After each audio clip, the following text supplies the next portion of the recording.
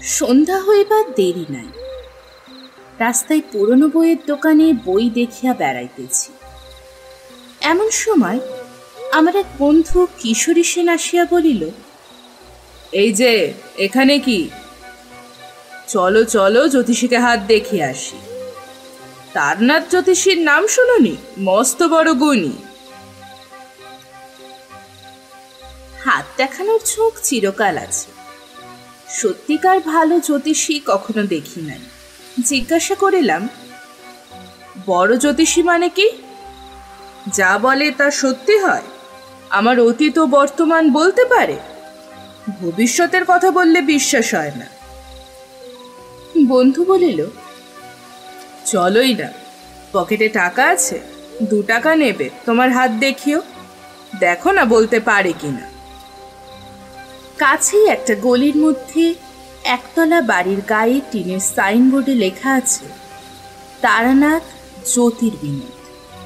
এই স্থানে হাত দেখা ও কোষ্ঠী বিচার করা হয়। গ্রহশান্তির কবচ তন্ত্রোক্ত মতেই প্রস্তুত করি। আসুন ও দেখিয়া বিচার করুন। বড় বড় রাজা মহারাজার প্রশংসাপত্র আছে, দর্শনী নামমাত্র। বন্ধু বলিল, এই বাড়ি। হাসিয়া বলিলাম, লোকটা বোগাস। এত রাজা মহারাজা যার ভক্ত, তার এই বাড়ি? বাহিরের দরজায় কড়া নাড়িতেই ভিতর হইতে একটা ছেলে বলিয়া উঠিল, কে? কিশোরী জিজ্ঞাসা করিল, জ্যোতিষী মশাই বাড়ি আছেন?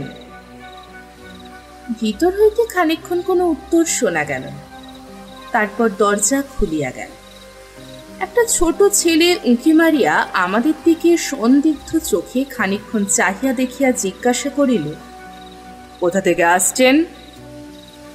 আমাদের আসিবার উদ্দেশ্য শুনিয়া সে আবার বাড়ির ভিতর চলিয়া গেল। কিছুক্ষণ কাহারও কোনো সারা শব্দ পাওয়া গেল না। আমি বললাম, ব্যাপার যা দেখছি, তোমার জ্যোতিষী পাওনাদারের ভয়ে দিনরাত দরজা বন্ধ করে রাখে। ছেলেটাকে পাঠিয়ে দিয়েছে আমরা পাওনাদার কিনা দেখতে, এবার ডেকে নিয়ে যাবে। আমার কথা ঠিক হইল। একটু পরেই ছেলেটি দরজা খুলিয়া বলিল, আসুন ভিতরে। ছোট একটা ঘরে তক্তাপোশের উপর আমরা বসিলাম। একটু পরে ভিতরের দরজা ঠেলিয়া একজন বৃদ্ধ প্রবেশ করিল। কিশোরী উঠিয়া দাঁড়াইয়া হাত জোড় করিয়া প্রণাম করিয়া বলিল, পণ্ডিত মশাই আসুন। বৃদ্ধের বয়স 60-62 বেশি হইবে না। রং টকটকে গৌর বর্ণ। এ বয়সেও গায়ের রঙের জৌলুস আছে। মাথার চুল প্রায় সব উঠিয়া গিয়াছে। মুখের ভাবে ধূর্ততা ও বুদ্ধিমত্তা মেশানো। নিচের চোয়ালের গরম দৃঢ়তা ব্যঞ্জন। চোখ দুটি বড় বড়, উজ্জ্বল। জ্যোতিষীর মুখ দেখিয়া আমার লর্ড রেডিংয়ের চেহারা মনে পড়িল। উভয় মুখাবয়বের আশ্চর্য সৌসাদৃশ্য আছে। কেবল লর্ড রেডিংয়ের মুখে আত্মপ্রত্যয়ের ভাব আরও অনেক বেশি। আর ইহার চোখের কোণের কুঞ্চিত রেখাগুলির মধ্যে একটু ভরসা হারানোর ভাব পরিস্ফুট।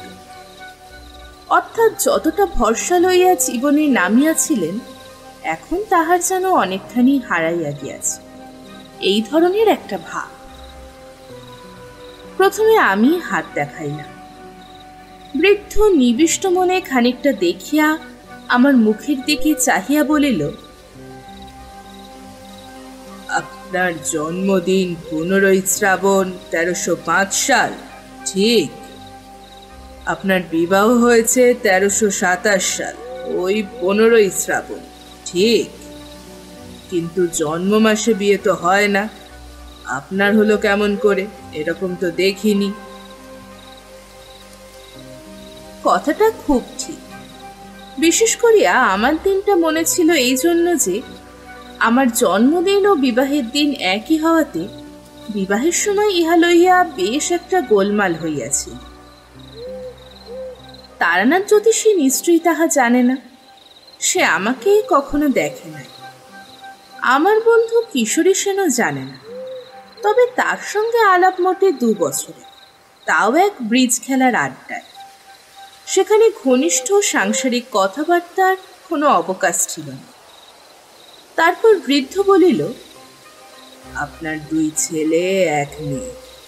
আপনার স্ত্রীর শরীর বর্তমানে বড় খারাপ যাচ্ছে। ছেলেবেলায় আপনি একবার গাছ থেকে পড়ে গিয়েছিলেন কিংবা জলে ডুবে গিয়েছিলেন। মোটের উপর আপনার মস্ত বড় ফাঁড়া গিয়েছিল 13 বছর বয়সে।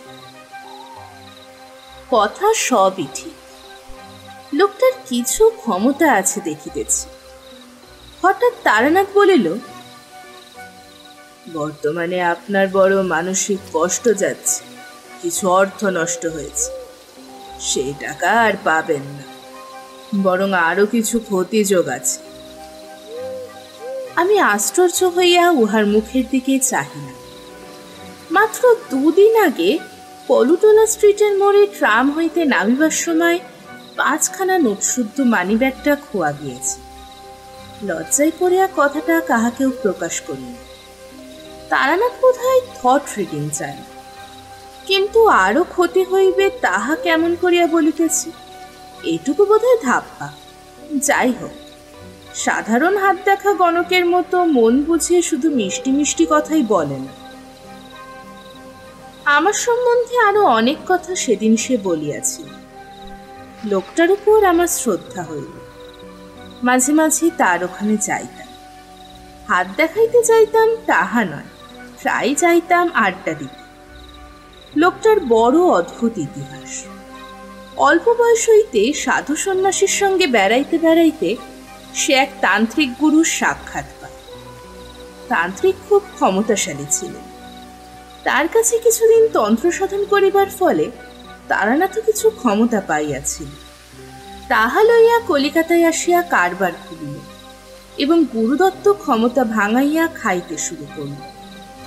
শেয়ার মার্কেট, ঘোড়দৌড়, ফাটকা ইত্যাদি ব্যাপারে সে তাহার ক্ষমতা দেখাইয়া শীঘ্রই এমন নাম করিয়া বসিল যে বড় বড় মারোয়ারির মোটর গাড়ির ভিড়ে শনিবার সকালে তার বাড়ির গলি আটকাইয়া থাকিত। পয়সা আসিতে শুরু করিল অজস্র। যে পথে আসিল সেই পথেই বাহির হইয়াও গেল। হাতে 1 পয়সাও দাঁড়াইল না। তারানাথের জীবনে 3টে নেশা ছিল প্রবল: ঘোড়দৌড়, নারী ও সুরা। এই 3 দেবতাকে তুষ্ট রাখিতে কত বড় বড় ধনীর দুলাল যথা সর্বস্ব আহুতি দিয়া পথের ফকির সাজিয়াছে। তারানাথ তো সামান্য গণৎকার ব্রাহ্মণ মাত্র। প্রথম কয়েক বৎসরে তারানাথ যাহা পয়সা করিয়াছিল, পরবর্তী কয়েক বৎসরের মধ্যে তাহা কর্পূরের ন্যায় উড়িয়া গেল। এদিকে ক্ষমতার অপব্যবহার করিতে করিতে ক্ষমতাটুকুও প্রায় গেল। ক্ষমতা যাইবার সঙ্গে সঙ্গে সত্যকার পসার নষ্ট হইল। তবু ধূর্ততা, ফন্দিবাজি, ব্যবসাদারি প্রভৃতি মহৎ গুণরাজির কোনটিরই অভাব তারানাথের চরিত্রে না থাকাতে সে এখনো খানিকটা পসার বজায় রাখিতে সমর্থ হয়েছে। কিন্তু বর্তমানে কাবুলি তাড়াইবার উপায় ও কৌশল বাহির করিতেই তারানাথের অধিকাংশ সময় ব্যয়িত হয়। তন্ত্র বা জ্যোতিষ আলোচনার সময়ই বা কই। আমার মতো গুণমুগ্ধ ভক্ত তারানাথ পসার নষ্ট হওয়ার পরে যে পায় নাই, এ কথা খুবই ঠিক। আমাকে পাইয়া তাহার নিজের উপরে বিশ্বাস ফিরিয়া আসিয়াছে। সুতরাং আমার উপর তারানাথের কেমন একটা বন্ধুত্ব জন্মিল। সে আমাকে প্রায় বলে, তোমাকে সব শিখিয়ে দেব, তোমাকে শিষ্য করে রেখে যাব। লোকে দেখবে তারানাথের ক্ষমতা কিছু আছে কিনা। লোক পাইনি এতকাল যে তাকে কিছু দিই। একদিন বলিল, চন্দ্র দর্শন করতে চাও? চন্দ্র দর্শন তোমায় শিখিয়ে দেব। 2 হাতের আঙুলে 2 চোখ বুজিয়ে চেপে রেখে 2 বৃদ্ধাঙ্গুষ্ঠ দিয়ে কান জোর করে চেপে চিত হয়ে শুয়ে থাক। কিছুদিন অভ্যেস করলেই চন্দ্র দর্শন হবে। চোখের সামনে পূর্ণচন্দ্র দেখতে পাবে। উপরে আকাশে পূর্ণচন্দ্র আর নিচে একটা গাছের তলায় 2টো কুড়ি। তুমি যা জানতে চাইবে পরীরা তাই বলে দেবে। ভালো করে চন্দ্রদর্শন যে অভ্যেস করেছে তার অজানা কিছু থাকে না। চন্দ্রদর্শন করি আর না করি তারানাথের কাছে প্রায়ই যাইতাম। লোকটা এমন সব অদ্ভুত কথা বলে যা পথে ঘাটে বড় একটা শোনা তো যায় না, দৈনন্দিন খাটিয়া খাওয়ার জীবনের সঙ্গে তার কোনো সম্পর্কও নাই। পৃথিবীতে যে আবার সেসব ব্যাপার ঘটে তার তো কোনোদিন জানা ছিল না। একদিন বর্ষার বিকেলবেলা তারানাথের ওখানে গিয়াছি। তারানাথ পুরাতন একখানা তুলট কাগজের পুঁথির পাতা উল্টাইতেছে। আমাকে দেখিয়া বলিল, চলো, বেলেঘাটাতে একজন বড় সাধু এসেছে, দেখা করে আসি। খুব ভালো তান্ত্রিক শুনেছি। চন্দ্রদর্শন করি আর না করি তারানাথের কাছে প্রায় যাইতাম। লোকটা এমন সব অদ্ভুত কথা বলে যা পথে ঘাটে বড় একটা শোনা তো যায় না, দৈনন্দিন খাটিয়া খাওয়ার জীবনের সঙ্গে তার কোনো সম্পর্কও নাই।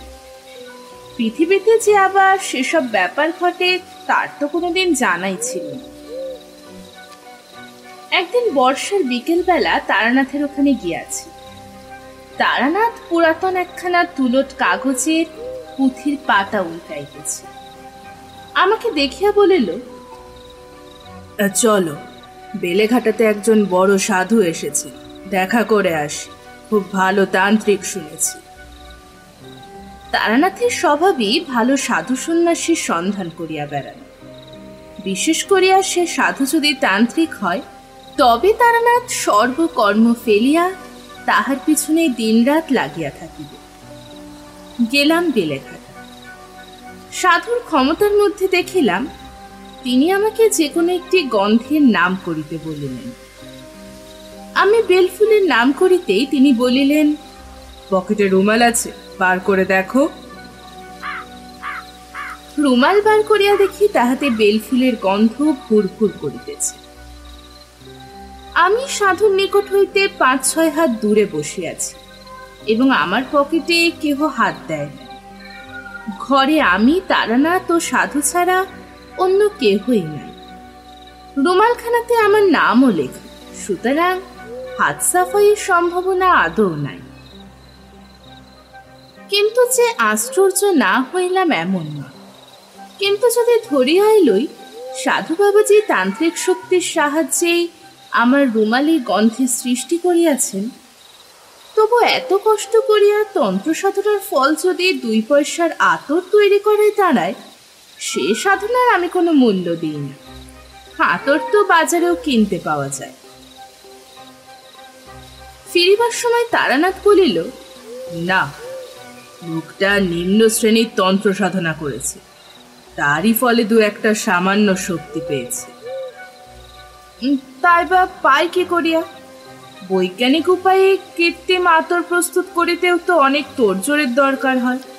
মুহূর্তের মধ্যে একজন লোক দূর হইতে আমার রুমালে যে বেলফুলের গন্ধ চালনা করিল, তাহার পিছনেও তো একটা প্রকাণ্ড বৈজ্ঞানিক অসম্ভবতা রহিয়াছে। কন্ট্যাক্ট অ্যাট আ ডিস্টেন্সের মোটা সমস্যাটাই ওর মধ্যে জড়ানো। যদি ধরি হিপনোটিজম, সাধুর ইচ্ছা শক্তি আমার উপর ততক্ষণ কার্যকরী হইতে পারে যতক্ষণ আমি তাহার নিকট আছি। তাহার সান্নিধ্য হইতে দূরেও আমার উপর যে হিপনোটিজমের প্রভাব অক্ষুণ্ণ রহিয়াছে, সে প্রভাবের মূলে কি আছে সেও তো আরেক গুরুতর সমস্যা হইয়া দাঁড়ালো। তারানাথের সঙ্গে তাহার বাড়িতে গিয়া বসিলাম। তারানাথ বলিল, তুমি এই দেখে আশ্চর্য হয়ে পড়লে, তবু তো সত্যিকার তান্ত্রিক দেখোনি। নিম্ন শ্রেণীর তন্ত্র এক ধরনের জাদু, যাকে তোমরা বলো ব্ল্যাক ম্যাজিক। এক সময়ে আমিও জিনিসের চর্চা যে না করেছি তা নয়। ও আতরের গন্ধ আর এমন একটা, এমন সব ভয়ানক ভয়ানক তান্ত্রিক দেখেছি, শুনলে পরে বিশ্বাস করবে না। একজনকে জানতুম, সে বিষ খেয়ে হজম করত। কিছুদিন আগে কলকাতায় তোমরাও এ ধরনের লোক দেখেছ। সালফিউরিক অ্যাসিড, নাইট্রিক অ্যাসিড খেয়েও বেঁচে গেল, জিভে একটুও দাগও লাগলো না। এসব নিম্ন ধরনের তন্ত্রচর্চার শক্তি ব্ল্যাক ম্যাজিক ছাড়া কিছু নয়। এর চেয়েও অদ্ভুত শক্তির তান্ত্রিক দেখেছি। কি হলো জানো? ছেলেবেলায় আমাদের দেশ বাঁকুড়াতে এক নামকরা সাধু ছিলেন। আমার এক খুড়িমা তার কাছে দীক্ষা নিয়েছিলেন। আমাদের ছেলেবেলায় আমাদের বাড়ি প্রায় আসতেন। তিনি আমাদের খুব ভালোবাসতেন। আমাদের বাড়ি এলেই আমাদের নিয়ে গল্প করতে বসতেন, আর আমাদের প্রায় বলতেন, দুই চোখের মাঝখানে ভুরুতে একটা জ্যোতি আছে, ভালো করে চেয়ে দেখিস, দেখতে পাবি। খুব এক মনে চেয়ে দেখিস। মাস 2-3 পরে আমার একদিন জ্যোতি দর্শন হলো। মনে ভাবলাম চন্দ্র দর্শনের মতো নাকি। মুখে জিজ্ঞাসা করলাম, কি ধরনের জ্যোতি? ঠিক নীল বিদ্যুৎ শিখার মতো। প্রথম একদিন দেখলাম সন্ধ্যার কিছু আগে বাড়ির পিছনে পেয়ারা তলায় বসে সাধুর কথা মতো নাকের উপর দিকে ঘণ্টাখানেক চেয়ে থাকতাম। সব দিন ঘটে উঠত না, সপ্তাহের মধ্যে 2-3 দিন বসতাম। মাস 3 পরে প্রথম জ্যোতি দর্শন হলো নীল লিকলিকে একটা শিখা। আমার কপালের মাঝখানে ঠিক সামনে খুব স্থির। মিনিট খানেক ছিল প্রথম দিন। এইভাবে ছেলেবেলাতেই সাধু সন্ন্যাসী ও যোগ ইত্যাদি ব্যাপারে আকৃষ্ট হয়ে পড়ি। বাড়িতে আর মন টেকে না। ঠাকুমার বাক্স ভেঙে একদিন কিছু টাকা নিয়ে পালিয়ে গেলাম একবারে সোজা কাশীতে। একদিন অহল্যাবাইয়ের ঘাটে বসে আছি। সন্ধ্যা তখনও উত্তীর্ণ হয়নি। মন্দিরে মন্দিরে আরতি চলেছে। এমন সময় একজন লম্বা চওড়া চেহারা সাধুকে খড়ম পাই দিয়ে করমণ্ডলু হাতে ঘাটের পৈঠায় নামতে দেখি। তার সারা দেহে এমন কিছু একটা ছিল যা আমাকে আর অন্যদিকে চোখ ফেরাতে দিল না। সাধু তো কতই দেখি। চুপ করে আছি। সাধু বাবাজি জল ভরে পৈঠা বেয়ে উঠতে উঠতে হঠাৎ আমার দিকে চেয়ে খাসা বাংলায় বললেন, বাবাজির বাড়ি কোথায়? আমি বললাম, বাঁকুড়া জেলায় মালিয়ারা রুদ্রপুর। সাধু থমকে দাঁড়ালেন, বললেন, মালিয়ারা রুদ্রপুর? তারপর কি যেন একটু ভাবলেন। খুব অল্পক্ষণ একটু যেন অন্যমনস্ক হয়ে গেলেন। তারপর বললেন, রুদ্রপুরের রামরূপ সান্যালের নাম শুনেছ? তাদের বংশে এখন কে আছে জানো? আমাদের গ্রামে সান্যালেরা একসময় খুব অবস্থাপন্ন ছিল। খুব বড় বাড়ি ঘর, দরজায় হাতি বাঁধা থাকতে শুনেছি। কিন্তু এখন তাদের অবস্থা খুব খারাপ। কিন্তু রামরূপ সান্যালের নাম তো কখনো শুনিনি। সন্ন্যাসীকে সসম্ভ্রমে সে কথা বলতে তিনি হেসে বললেন, তোমার বয়স আর কতটুকু, তুমি জানবে কি করে? খেয়াঘাটের কাছে শিব মন্দিরটা আছে তো। খেয়াঘাট? রুদ্রপুরে নদী নেই, মজে গিয়েছে কোন কালে। এখন তার ওপর দিয়ে মানুষ গরু হেঁটে চলে যায়। তবু পুরনো নদীর খাতের ধারে একটা বহু প্রাচীন জীর্ণ শিব মন্দির জঙ্গলাবৃত হয়ে পড়ে আছে বটে। শুনেছি সান্যালদেরই কোন পূর্বপুরুষ ওই শিব মন্দির প্রতিষ্ঠা করে। কিন্তু এসব কথা ইনি কি করে জানলেন? বিস্ময়ের সুরে বললাম, আপনি আমাদের গায়ের কথা জানেন দেখছি। সন্ন্যাসী মৃদু হাসলেন। এমন হাসি শুধু স্নেহময় বৃদ্ধ পিতামহের মুখেই দেখা যায়। তার অতি তরুণ অবোধ পৌত্রের কোনো ছেলে মানুষের কথার জন্য। সত্যি বলছি, সে হাসির স্মৃতি আমি এখনো ভুলতে পারিনি। খুব উঁচু না হলে অমন হাসি মানুষ হাসতে পারেন। তারপর খুব শান্ত সস্নেহ কৌতুকের সুরে বললেন, বাড়ি থেকে বেরিয়েছিস কেন? ধর্মকর্ম করবি বলে? আমি কিছু উত্তর দেবার আগেই তিনি আবার বললেন, বাড়ি ফিরে যা, সংসার ধর্ম কিছু করকে যা, এ পথ তোর নয়, আমার কথা শোন। বললাম, এমন নিষ্ঠুর কথা বলবেন না। কিছু হবে না কেন? আমার সংসারে মন নেই, সংসার ছেড়েই এসেছি। তিনি হেসে বললেন, ওর নাম সংসার ছাড়া নয়। সংসার তুই ছাড়িসনি, ছাড়তে পারবিও না। তুই ছেলে মানুষ, নির্বোধ, কিছু বোঝবার বয়স হয়নি, যা বাড়ি যা, মা বাপের মনে কষ্ট দিস না। কথা শেষ করে তিনি চলে যাচ্ছেন দেখে আমি বললুম, কিন্তু আমাদের গায়ের কথা কি করে জানলেন বলবেন না? দয়া করে বলুন। তিনি কোনো কথার উত্তর না দিয়ে জোরে জোরে পা ফেলে চলতে লাগলেন। আমিও নাছোড়বান্দা হয়ে তার পিছু নিলাম। খানিক দূরে গিয়ে তিনি আমাকে দাঁড়িয়ে বললেন, কেন আসছিস? আপনাকে ছাড়ব না, আমি কিছু চাই না, আপনার সঙ্গ চাই। তিনি সস্নেহে বললেন, আমার সঙ্গে এলে তোর কোনো লাভ হবে না, তোকে সংসার করতেই হবে, তোর সাধ্য নেই অন্য পথে যাবার, যা চলে যা, তোকে আশীর্বাদ করছি, সংসারে তোর উন্নতি হবে। আর সাহস করলুম না তাকে অনুসরণ করতে। কি একটা শক্তি আমার ইচ্ছা সত্ত্বেও যেন তার পিছনে পিছনে যেতে আমায় বাধা দিল। দাঁড়িয়ে কিছুক্ষণ পরে সামনের দিকে চেয়ে দেখি তিনি নেই। বুঝতে পারলুম না কোন গলির মধ্যে তিনি ঢুকে পড়েছেন বা কোন দিকে গেলেন।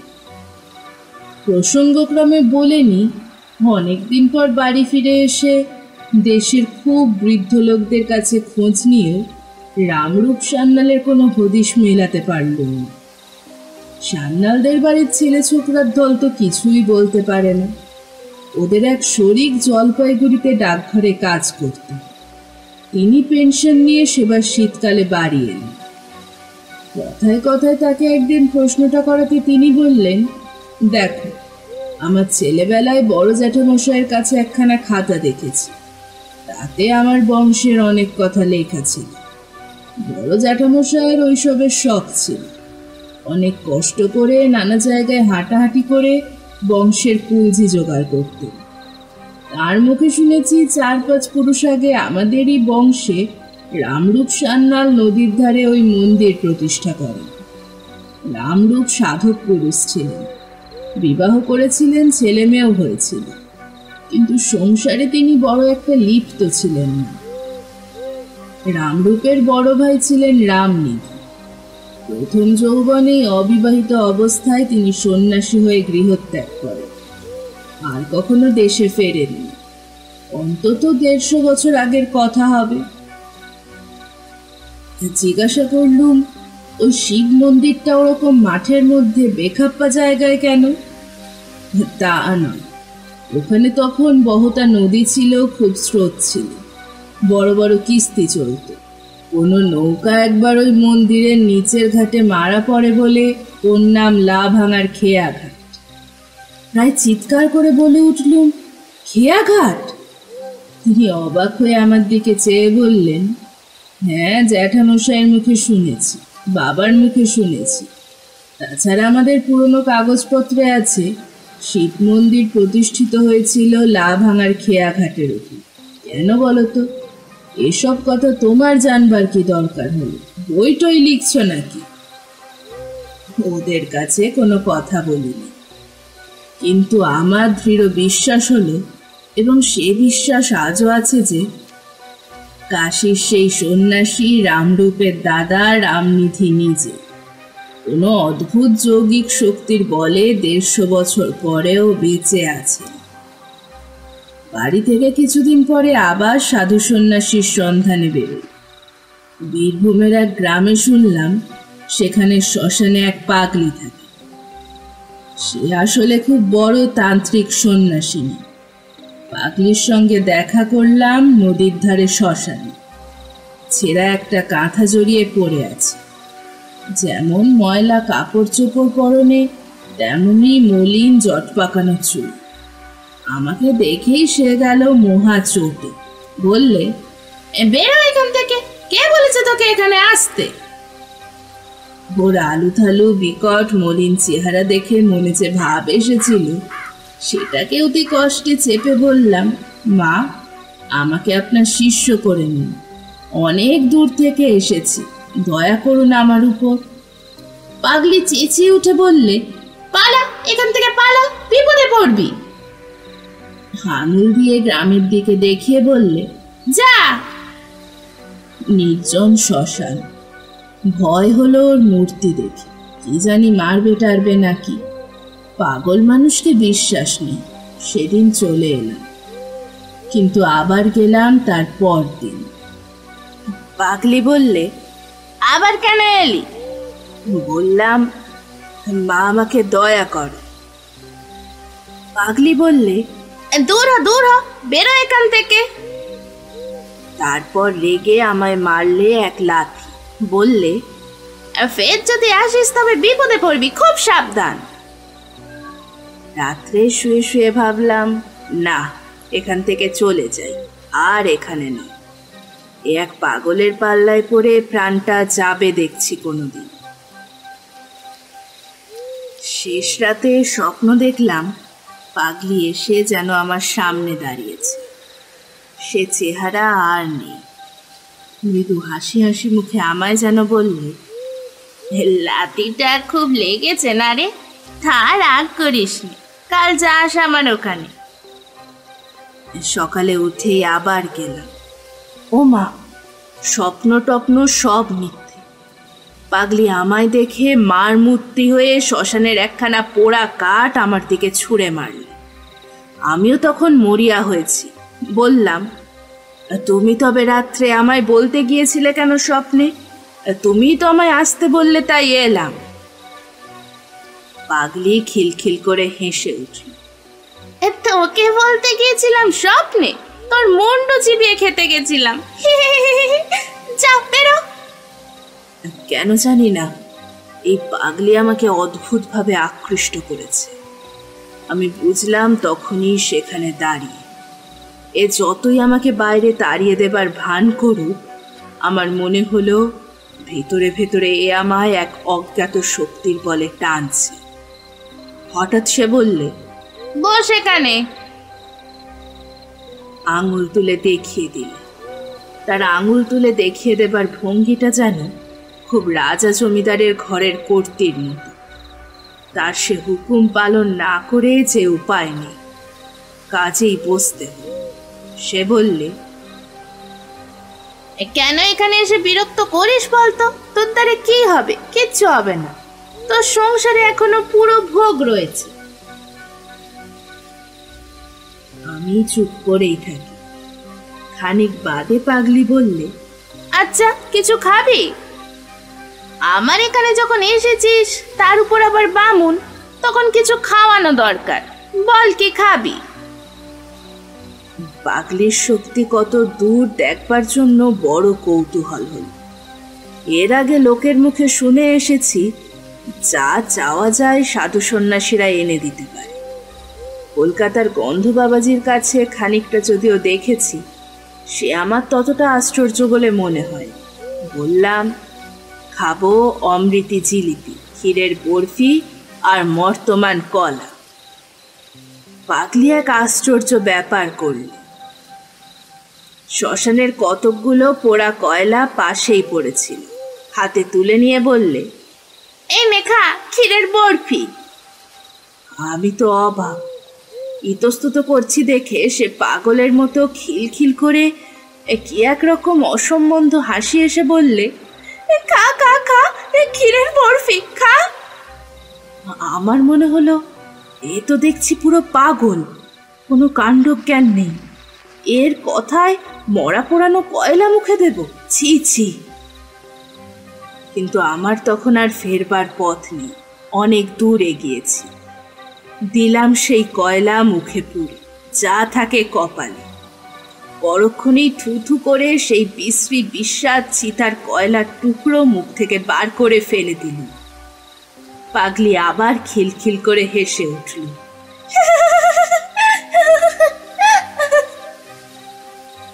রাগে দুঃখে আমার চোখে তখন জল এসেছে। কি বোকামি করেছি এখানে এসে। এ পাগল ছাড়া আর কিচ্ছু নয়, বদ্ধ উন্মাদ। পাড়াগাঁয়ের ভূতেরা সাধু বলে নাম রটিয়েছে। পাগলি হাসি থামিয়ে বিদ্রুপের সুরে বললে, খেলি রাবড়ি মর্তমান কলা, পেটুক কোথাকার। পেটের জন্য এসেছে শ্মশানে আমার কাছে? দূর হ জানোয়ার, দূর হ। আমার ভয়ানক রাগ হল। অমন নিষ্ঠুর কথা আমায় কখনো কেউ মুখের ওপর বলে। একটুও কথা না বলে আমি তখনই সেখান থেকে উঠে চলে এলাম। বললে বিশ্বাস করবেন না, আবার সেদিন শেষ রাত্রে পাগলিকে স্বপ্নে দেখলাম। আমার শিয়রের দিকে দাঁড়িয়ে হাসি হাসি মুখে বলছে, রাগ করিস নে, আসিস আজ, রাগ করে না। এখনো পর্যন্ত আমার সন্দেহ হয় পাগলিকে স্বপ্নে দেখেছিলাম না জাগ্রত অবস্থায় দেখেছিলাম। যা হোক, জেগে উঠে আমার আর রাগ রইল। পাগলি আমায় জাদু করলে নাকি? গেলাম আবার দুপুরে। এবার কিন্তু মূর্তি ভারী প্রসন্ন। বললে, আবার এসেছিস দেখছি, আচ্ছা নাচুর বান্দা তো তুই। আমি বললাম, কেন বাঁদর নাচাচ্ছ আমায় নিয়ে? দিনে অপমান করে বিদায় করে আবার রাত্রে গিয়ে আসতে বলো? এরকম হয়রান করে তোমার লাভ কি? পারবি তুই, সাহস আছে, ঠিক যা বলবো তা করবি। আছে, যা বলবে তাই করব, দেখোই না পরীক্ষা করে। সে একটা অদ্ভুত প্রস্তাব করল। সে বলল, আজ রাত্রে আমায় তুই মেরে ফেল, গলা টিপে মেরে ফেল। তারপর আমার মৃতদেহের ওপর বসে তোকে সাধনা করতে হবে। নিয়ম বলে দেব, বাজার থেকে মদ কিনে নিয়ে আয় আর দুটো চাল ছোলা ভাজা। মাঝে মাঝে আমার মৃতদেহ হাঁ করে বিকট চিৎকার করে উঠবে যখন, তখন আমার মুখে এক ঢোক মদ আর দুটো চাল ছোলা ভাজা দিবি। ভোর রাত পর্যন্ত এমনি মরার উপর বসে মন্ত্র জপ করতে হবে। রাত্রে হয়তো অনেক রকম ভয় পাবি। যারা এসে ভয় দেখাবে তারা কেউ মানুষ নয়, কিন্তু তাদের ভয় করো না। ভয় পেলে সাধনা তো মিথ্যে হবেই, প্রাণ পর্যন্ত হারাতে হবে। কেমন, রাজি?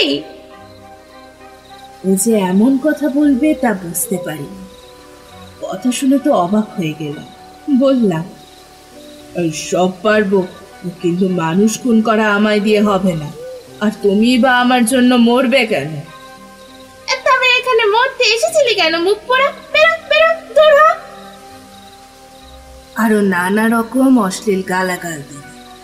ওর মুখে কিছু বাঁধে না, মুখ বড় খারাপ। আমি আজকাল ওগুলো আর অত গায়ে মাখিনি, গা শোয়া হয়ে গিয়েছে। বললাম, রাগ করছো কেন? একটা মানুষকে খুন করা কি মুখের কথা? আমি না ভদ্রলোকের ছেলে? পাগলি আবার মুখ বিকৃত করে বললে, ভদ্রলোকের ছেলে? ভদ্রলোকের ছেলে তবে এ পথে এসছিস কেন রে? ও অলপে ঘাটের মরা। তন্ত্রমন্ত্রের সাধনা ভদ্রলোকের ছেলের কাজ নয়। যা গিয়ে কামিজ চাদর পরে হৌসে চাকরি কর গিয়ে, বেরো। তুমি শুধুই রাগ করো। পুলিশের হাঙ্গামার কথাটা তো ভাবছো না। আমি যখন ফাঁসি যাব তখন ঠেকাবে কে? মনে মনে আবার সন্দেহ হলো, না, এ নিতান্তই পাগল, বদ্ধ উন্মাদ। এর কাছে এসে শুধু এতদিন সময় নষ্ট করেছি, তাছাড়া আর কিছু না। তখনই মনে পড়ল, পাগলির মুখে শুদ্ধ সংস্কৃত শ্লোক শুনেছি, তন্ত্রের কথা শুনেছি। সময় সময় সত্যই এমন কথা বলে যে ওকে বিদুষী বলে সন্দেহ হয়। সেই দিন থেকে পাগলি আমার ওপর প্রসন্ন হল। বিকেলে যখন গেলাম তখন আপনিই ডেকে বললে, আমার রাগ হলে আর জ্ঞান থাকে না। তোকে ওবেলা গালাগালি দিয়েছি, কিছু মনে করিস না। ভালোই হয়েছে, তুই সাধনা করতে চাসনি। ওসব নিম্নতন্ত্রের সাধনা, ওতে মানুষের কতগুলো শক্তি লাভ হয়, তাছাড়া আর কিছু হয় না। বললাম, কিভাবে শক্তি লাভ হয়? পাগলি বললে, পৃথিবীতে নানা রকম জীব আছে, তাদের চোখে দেখতে পাওয়া যায় না। মানুষ মরে দেহ শূন্য হলে চোখে দেখা যায় না, আমরা তাদের বলি ভূত। এছাড়াও আরো অনেক রকম প্রাণী আছে, তাদের বুদ্ধি মানুষের চেয়ে কম, কিন্তু শক্তি বেশি, এদেরও দেখা যায় না। তন্ত্রে এদের ডাকিনী, শাঁখিনী এইসব নাম। এরা কখনো মানুষ ছিল না, মানুষ মরে যেখানে যায় এরা সেখানকার প্রাণী। মুসলমান ফকিরেরা এদের জিন বলে। এদের মধ্যে ভালো মন্দ দুই আছে। তন্ত্র সাধনার বলে এদের বশ করা যায়। তখন যা বলা যায় এরা তাই করে, করতেই হবে, না করে উপায় নেই। কিন্তু এদের নিয়ে খেলা করার বিপদ আছে। অসাবধান তুমি যদি হয়েছ, তোমাকে মেরে ফেলতে পারে। অবাক হয়ে ওর কথা শুনছিলাম। এসব কথা আর কখনো শুনিনি। এর মতো পাগলের মুখে এ কথা সাজে। আর যেখানে বসে শুনছি তার পারিপার্শ্বিক অবস্থাও এই কথার উপযুক্ত বটে। গ্রাম, শ্মশান, একটা বড় তেঁতুল গাছ, আরেকদিকে কতগুলো শিমুল গাছ। 2-4 দিন আগের একটা চিতার কাঠকয়লা আর একটা কলসি জলের ধারে পড়ে রয়েছে। কোনো দিকে লোকজন নেই। অজ্ঞাত স্বরে আমার গা যেন শিউরে উঠল। পাগলি তখনও বলে যাচ্ছে অনেক সব কথা, অদ্ভুত ধরনের কথা। এক ধরনের অপদেবতা আছে, তন্ত্রে তাদের বলে হাকিম। তারা হতে ভয়ানক জীব। বুদ্ধি মানুষের চেয়ে অনেক কম। দয়া মায়া বলে পদার্থ নেই তাদের, পশুর মতো মন। কিন্তু তাদের ক্ষমতা সবচেয়ে বেশি। এরা যেন প্রেত লোকের বাঘ ভালু। ওদের দিয়ে কাজ বেশি হয় বলে যাদের বেশি দুঃসাহস, এমন তান্ত্রিকেরা হাকিনী মন্ত্রে সিদ্ধ হবার সাধনা করে। হলে খুবই ভালো, কিন্তু বিপদের ভয়ও পদে পদে। তাদের নিয়ে যখন তখন খেলা করতে নেই, তাই তোকে বারণ করি। তুই বুঝিস নে, তাই রাগ করিস। কৌতূহল আর সংবরণ করতে না পেরে জিজ্ঞাসা করলাম, তুমি তাহলে হাকিনী মন্ত্রে সিদ্ধ, তাই না? ঠিক বলো। পাগলি চুপ করে রইল। আমি তাকে আর প্রশ্ন করলাম। বুঝলাম পাগলি এ কথা কিছুতেই বলবে, কিন্তু এ বিষয়ে আমার কোনো সন্দেহ রইল। পরদিন গ্রামের লোকে আমাকে পাগলির সম্বন্ধে অনেক কথা বললে, আপনি ওখানে যাবেন না অত ঘন ঘন। পাগলি ভয়ানক মানুষ। ওর মধ্যে এমন শক্তি আছে আপনার একেবারে সর্বনাশ করে দিতে পারে। ওকে বেশি ঘাঁটাবেন না মশাই। গাঁয়ের লোক ওর কাছেও ঘেঁষে না। বিদেশি লোক মারা পড়বেন শেষে। মনে ভাবলাম, কি আমার করবে? যা করবার তা করেছে। তার কাছে না গিয়ে থাকবার শক্তি আমার নেই। তারপরে একদিন যা হলো তা বিশ্বাস করবেন না। একদিন সন্ধ্যের পরে পাগলির কাছে গিয়েছি, কিন্তু এমন ভাবে গিয়েছি পাগলি যেন টের না পায়। পাগলির সেই বটতলায় গিয়ে হঠাৎ অবাক হয়ে দাঁড়িয়ে রইলাম। বটতলায় পাগলি বসে নেই, তার বদলে একটি ষোড়শী বালিকা গাছের গুড়িতে ঠেস দিয়ে সামনের দিকে চেয়ে রয়েছে। চোখের ভুল নয় মশাই, আমার তখন কাঁচা বয়স। চোখে ঝাপসা দেখবার কথা নয়, স্পষ্ট দেখল। ভাবলাম, হয়তো এ আবার কে এলো? যাই কি না যাই। 2-1 পা এগিয়ে সংকোচের সঙ্গে জিজ্ঞেস করলাম, মা, তিনি কোথায় গেলেন? মেয়েটি হেসে বললে, কি? সেই তিনি এখানে থাকতেন। মেয়েটি খিলখিল করে হেসে বলল, মরণ! কে তার নামটাই বল না। নাম বলতে লজ্জা হচ্ছে নাকি? আমি চমকে উঠলাম। সেই পাগলি তো, সেই হাসি, সেই কথা বলবার ভঙ্গি। এই ষোড়শী বালিকার মধ্যে সেই পাগলি রয়েছে লুকিয়ে। সে এক অদ্ভুত আকৃতি। ভেতরে সেই পরিচিতা পাগলি, বাহিরে এক অপরিচিতা রূপসী ষোড়শী বালিকা। মেয়েটি হেসে ঢলে পড়ে আর কি, বলল, এসো না, বসো না, বসো না এসে পাশে। লজ্জা কি? আহা, আরো তো লজ্জায় দরকার নেই। এসো। হঠাৎ আমার বড় ভয় হলো। মেয়েটির রকম সকম আমার ভালো বলে মনে হলো না। তাছাড়া আমার দৃঢ় বিশ্বাস হলো এ পাগলি আমায় কোনো বিপদে ফেলবার চেষ্টায় আছে। ফিরে চলে যাচ্ছি, এমন সময় পরিচিত কণ্ঠের ডাক শুনে থমকে দাঁড়ালাম। দেখি বটতলায় পাগলি বসে আছে, আর কেউ কোথাও নেই। আমার তখনও ভয় যায়নি। ভাবলাম, আজ আর কিছুতেই এখানে থাকবো না, আজ ফিরে যাই। পাগলি বললে, এসো, বসো। বললাম, তুমি ওরকম ছোট বেশ সেজেছিলে কেন? তোমার মতলবখানা কি? মরণ, ঘাটের মরা আবুল তাবুল বকছে। না, সত্যি কথা বলছি, আমায় কোনো ভয় দেখিও না। যখন তোমায় মা বলে ডেকেছি। শোন, তবে তুই সেরকম নোস। তন্ত্রের সাধনা তোকে দেয়া হবে না, অত সাধু সেজে থাকবার কাজ নয়। থাক, তোকে দু একটা কিছু দেব, তাতেই তুই করে খেতে পারবি। একটা মরা চাই। আসবে শিগগির অনেক মরা, এই ঘাটেই আসবে, ততদিন অপেক্ষা কর। কিন্তু যা বলে দেব তাই করবি, রাজি আছিস? সব সাধনা ভিন্ন, কিচ্ছু হবে না। তখন আমি মরিয়া হয়ে উঠেছি। আমি ভীতু লোক ছিলাম না কোনো কালই, তবুও কখনো মরার উপর বসে সাধনা করব এ কল্পনাও করিনি। কিন্তু রাজি হলাম পাগলির প্রস্তাবে। বললাম, বেশ, তুমি যা বলবে তাই করব, কিন্তু পুলিশের হাঙ্গামার মধ্যে যেন না পড়ি। আর সপ্তাহে আমি রাজি। একদিন সন্ধ্যার কিছু আগে গিয়েছি। সেদিন দেখলাম পাগলির ভাবটা যেন কেমন কেমন। ও আমায় বললে, একটা মরা পাওয়া গিয়েছে, চুপি চুপি এসো। জলের ধারে বড় একটা পাকুড় গাছের শিকড় জলের মধ্যে অনেকখানি নেমে গিয়েছে। সেই জড়ানো পাকানো জলমগ্ন শিকড়ের মধ্যে একটি 16-17 বছরের মেয়ের মরা বিধে আছে। কোনো ঘাট থেকে ভেসে এসেছে বোধহয়। পাগলি বললে, তোল মরাটা, শিকড় বেয়ে নেমে যা। জলের মধ্যে মরা হালকা হবে, ওকে তুলে শিকড়ে রেখে দে, ভেসে না যায়। তখন কি করছি জ্ঞান ছিল না। মরার পরনে তখনও কাপড়, সেই কাপড় জড়িয়ে গিয়েছে শিকড়ের মধ্যে।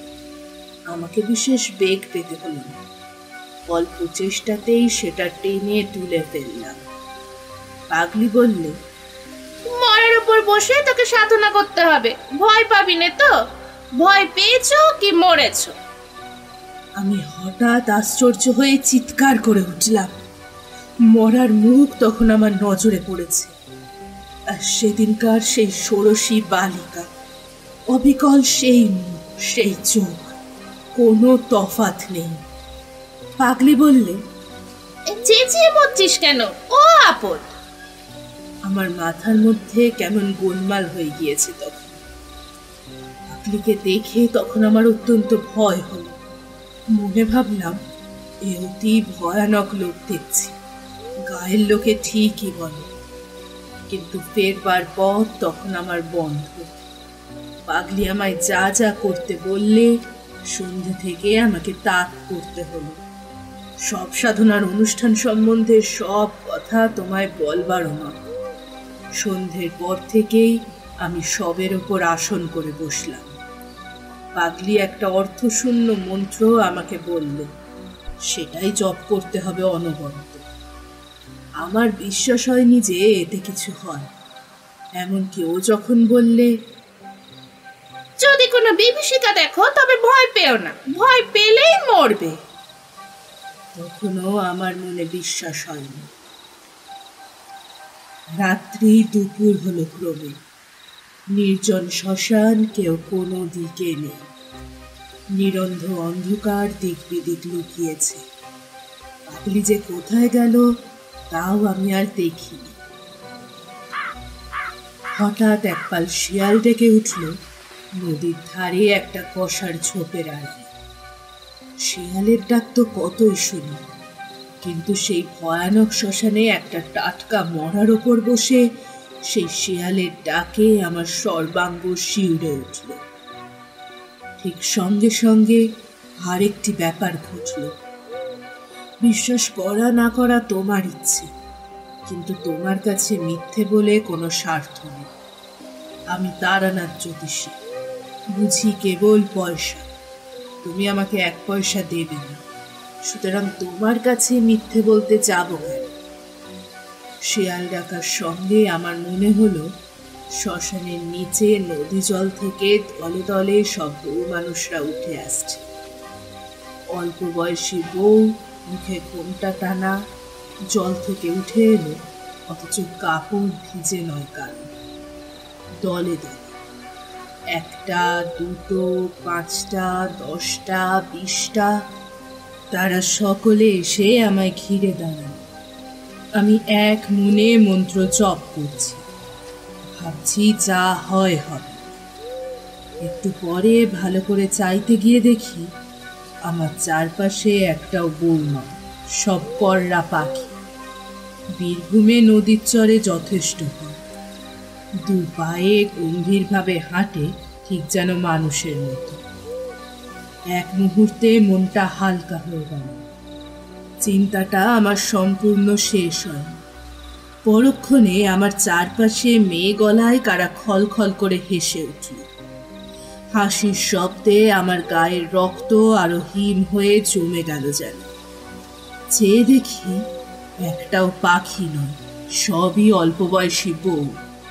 তারা তখন সবাই একযোগে ঘুমটা খুলে আমার দিকে চেয়ে আছে, আর তাদের চারদিকে সেই বড় মাঠের যেদিকে তাকাই অসংখ্য নরকঙ্কাল দূরে, নিকটে ডাইনে বাঁয়ে অন্ধকারের মধ্যে সাদা সাদা দাঁড়িয়ে আছে।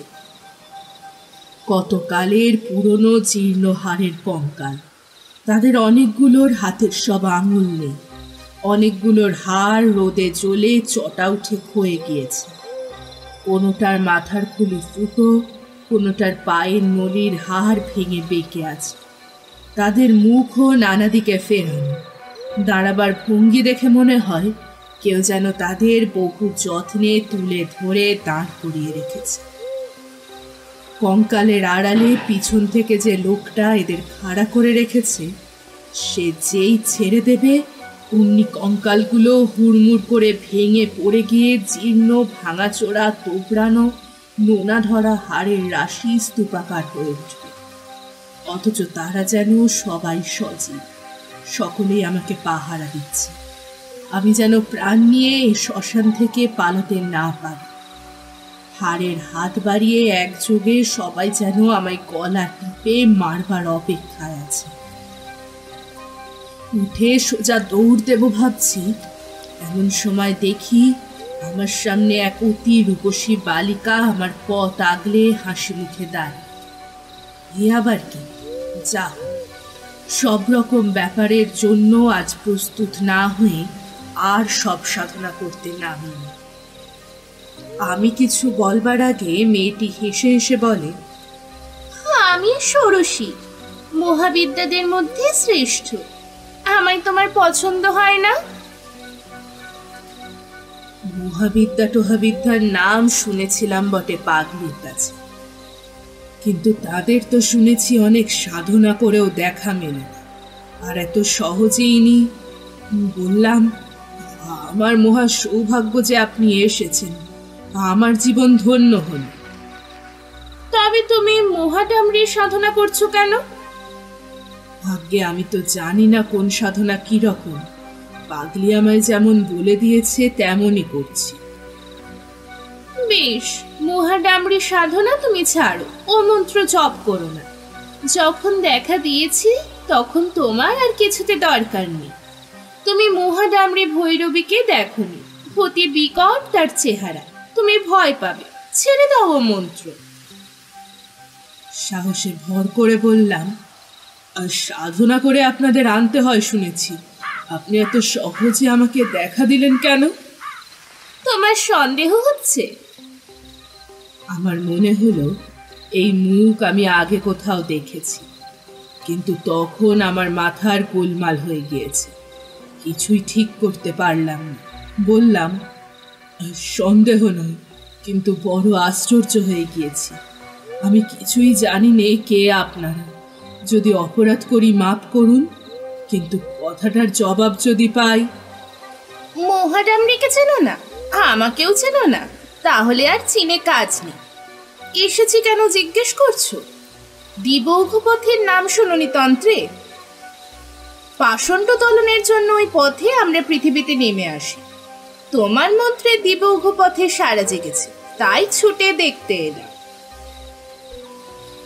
কথাটা ভালো বুঝতে পারলাম না। ভয়ে ভয়ে বললাম, তবে আমি কি খুবই পাষণ্ড? বালিকা খিলখিল করে হেসে উঠল, বললে, তোমার বেলা এসেছে সম্প্রদায় রক্ষার জন্য, অত ভয় কিসে? আমি না তোকে লাথি মেরেছি, শ্মশানের পোড়া কাঠ ছুঁড়ে মেরেছি। তোকে পরীক্ষা না করে কি সাধনার নিয়ম বলে দিয়েছে তোকে? আমি ভয়ানক আশ্চর্য হয়ে গিয়েছি। বলে কি? মেয়েটি আবার বলে, কিন্তু মহাডামরির বড় ভীষণ রূপ, তোর যেমন ভয় সে তুই পারবি নে, ও ছেড়ে দে। আপনি যখন বললেন তাই দিলাম। ঠিক কথা দিলি? দিলাম। এ সময় যে শবদেহের উপর বসে আছি তার দিকে আমার নজর পড়ল। পড়তেই ভয়ে ও বিস্ময়ে আমার সর্বশরীর কেমন হয়ে গেল। শবদেহের সঙ্গে সম্মুখের ষোড়শী রূপসীর চেহারার কোনো তফাৎ নেই। একই মুখ, একই রং, একই বয়স। বালিকা ব্যঙ্গের হাসি হেসে বললে, ছি, দেখছিস কি? আমি কথার কোনো উত্তর দিলাম না। কিছুক্ষণ থেকে একটা সন্দেহ আমার মনে ঘনিয়ে এসেছিল, সেটা মুখেই প্রকাশ করে বললাম, কে আপনি? আপনি কি সেই শ্মশানের পাগলি নাকি? একটা বিকট বিদ্রুপের হাসিতে রাত্রির অন্ধকার চিরে ফেরে চৌচির হয়ে গেল। সঙ্গে সঙ্গে মাঠময় নরকঙ্কাল হাড়ের হাতে তালি দিতে দিতে একে বেঁকে উদ্দাম নৃত্য শুরু করল। আর অমনি সেগুলো নাচের বেগে ভেঙে ভেঙে পড়তে লাগলো। কোনো কঙ্কালের হাত খসে গেল, কোনোটার মেরুদণ্ড, কোনোটার কপালের হাড়, কোনোটার বুকের পাঁজরগুলো। তবু তাদের নৃত্য সমানেই চলছে। এদিকে হাড়ের রাশি উঁচু হয়ে উঠল, আর হাড়ে হাড়ে লেগে কি বিভৎস ঠক ঠক শব্দ। হঠাৎ আকাশের এক প্রান্ত যেন জড়িয়ে গুটিয়ে গেল কাগজের মতো, আর সেই চিত্রপথে যেন এক বিকট মূর্তি নারী উন্মাদিনীর মতো হালু থালু বেশে নেমে আসতে দেখলাম। সঙ্গে সঙ্গে চারপাশের বনে শিয়ালের দল আবার ডেকে উঠল। বিশ্রী মরা পচার দুর্গন্ধে চারদিক পূর্ণ হল। পেছনের আকাশটা আগুনের মতো রাঙা মেঘে ছেয়ে গেল। তার নিচে চিল শকুনি উঠছে সেই গভীর রাত্রে। শিয়ালের চিৎকার ও নরকঙ্কালের ঠোকাঠুকি শব্দ ছাড়া সেই ভয়ানক রাতে বাকি সব জগৎ নিস্তব্ধ, সৃষ্টি নিঝুম। আমার গা শিউরে উঠল আতঙ্কে। পিশাচিটা আমার দিকেই যেন ছুটে আসছে। তার আগুনের ভাঁটার মতো জ্বলন্ত দুচোখ, ঘৃণা, নিষ্ঠুরতা ও বিদ্রুপ মেশানো। সে কি ভীষণ ক্রূর দৃষ্টি! সে পূর্তি গন্ধ, সে শিয়ালের ডাক, সে আগুন, রাঙা মেঘের সঙ্গে পিশাচির সেই দৃষ্টিটা মিশে গিয়েছে একই উদ্দেশ্যে। সকলেই তারা আমায় নিষ্ঠুরভাবে হত্যা করতে চায়। যে সবটার উপর বসে আছি সে সবটা চিৎকার করে কেঁদে বলল, আমায় উদ্ধার করো, রোজ রাত্রে এমনি হয়। আমায় খুন করে মেরে ফেলেছে বলে আমার গতি হয় না। আমায় উদ্ধার করো। কত কাল আছে এই শ্মশানে, 56 বছর। কাকেই বা বলি, কেউ দেখে না। ভয়ে দিশেহারা হয়ে আমি আসন ছেড়ে উঠে দৌড় দিলাম। তখন পূর্বে ফর্সা হয়ে এসেছে। বোধহয় অজ্ঞান হয়ে পড়েছিলাম। জ্ঞান হলে দেখি আমার সামনে সেই পাগলি বসে মৃদু মৃদু ব্যঙ্গের হাসি হাসছে। সেই বটতলায় আমি আর পাগলি দুজনে। পাগলি বললে, যা, তোর দৌড় বোঝা হয়ে গিয়েছে। আসন ছেড়ে পালিয়েছিলি না? আমার শরীর তখনও ঝিমঝিম করছে। বললুম, কিন্তু আমি ওদের দেখেছি। তুমি যে ষোড়শী মহাবিদ্যার কথা বলতে, তিনি এসেছিলেন। তাই তুই ষোড়শীর রূপ দেখে মন্ত্র জপ ছেড়ে দিলি? দূর, ওসব হাকিনীদের মায়া। ওরা সাধনায় বাধা। তুই ষোড়শীকে চিনিস না। শ্রী ষোড়শী সাক্ষাৎ ব্রহ্ম শক্তি এবং দেবী ত্রক্ষরী তু মহাষড়শী সুন্দরী। কহাদি সাধনা ভিন্ন, তিনি প্রকট হন না। কহাদি উচ্চতন্ত্রের সাধনা, তুই তার জানিস কি? ওসব মায়া। তিনি অনেক কথা বলেছিলেন যে আরো এক বিকট মূর্তি পিশাচীর মতো চেহারার নারী দেখেছি। আমার মাথা ঠিক ছিল না। তারপরেই মনে পড়ল পাগলির কথাও কি একটা তার সঙ্গে যেন হয়েছিল। কি সেটা? পাগলি বললে, তোর ভাগ্য ভালো, শেষকালে যে বিকট মূর্তি মেয়ে দেখেছিস তিনি মহাডামরি মহাভৈরবী। তুই তার তেজ সহ্য করতে পারলি নে, আসন ছেড়ে ভাগলি কেন? মুখ পড়ে বাঁদর কোথাকার। উনি দেখা পাবেন ভৈরবীদের। আমি যাদের নাম মুখে আনতে সাহস করি নে, হাকিমেদের নিয়ে কারবার করি। ওরে অলোপ পেয়ে তোকে ভেলকি দেখিয়েছি। তুই তো সবসময় আমার সামনে বসে আছিস বটতলায়। কোথায় গিয়েছিলি তুই? সকাল কোথায়? এখন যে সারা রাত সাধনা করে আসন ছেড়ে এলি, এই তো সবে সন্ধে। হ্যাঁ, আমার চমক ভাঙল।